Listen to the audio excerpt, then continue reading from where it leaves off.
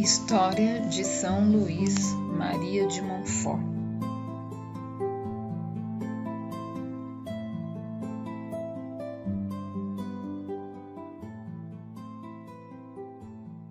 Na escola, quando tinha 12 anos de idade, iniciou a sua vida religiosa. Na sua confirmação, ele acrescentou o nome de Maria em seu nome para tornar-se sem pecado e passou a se chamar São Luís Maria de Montfort. Ele se juntou a pequenos grupos de estudantes e sempre parava para rezar a Deus em frente à estátua de Nossa Senhora dos Milagres no caminho da escola para casa. Aos 20 anos, ele deixou sua casa e foi para Paris, com a promessa de uma bolsa de estudos em um seminário. Ele enfrentou muitos milagres ao longo do caminho e também muitas batalhas e tempestades. Quando chegou a Paris, ele foi levado ao seminário para clérigos pobres. Seu superior percebeu que ele era um santo e viu o potencial. São Luís progrediu e se tornou o estudante mais inteligente do seminário. À medida que a fome aumentava, ele precisava de dinheiro para pagar as suas mensalidades escolares. Então, assumiu um trabalho para velar corpos por 3 a 4 noites por semana. Ao mesmo tempo, ele leu e estudou ainda mais para ter mais conhecimento. Ele se preparou para o sacerdócio e foi ordenado padre em 5 de junho de 1700. Ele tinha apenas 27 anos de idade. São Luís foi então servir aos pobres no hospital, ajudando e cuidando dos doentes.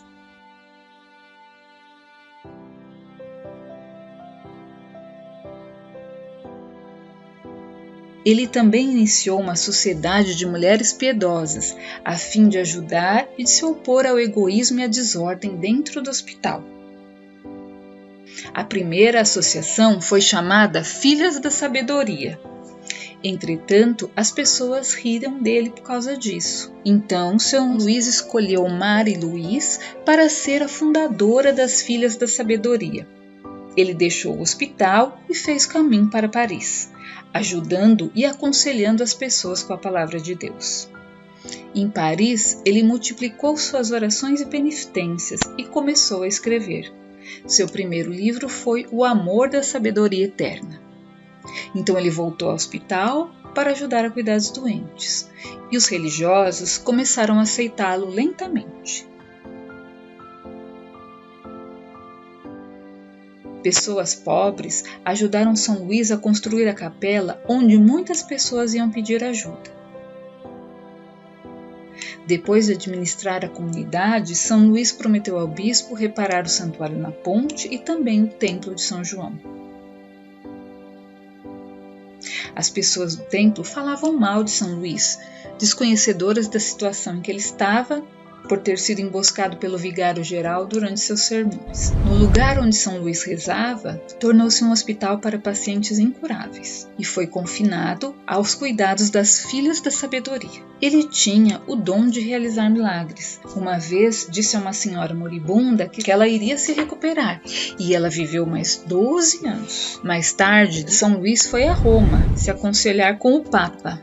Depois de procurar o conselho do Papa, ele recebeu o título de missionário apostólico e passou a pregar na França. 2 meses depois de ter deixado Roma, ele finalmente chegou a Nantes. Infelizmente, seus inimigos observando, e o bispo disse para ele sair, expulsando São Luís de lá. Ele foi afastado pela madre e entendeu que era hora de voltar para casa. Chegou e ficou com seus pais. São Luís concordou em fazer um jantar com eles. Então ele foi chamado para pregar na igreja. Ao invés de pregar, ele ajoelhou-se e começou a rezar em voz alta, fazendo todo o público cair em lágrimas. Então, São Luís prossegue com as suas pregações para crianças e adultos durante a missão.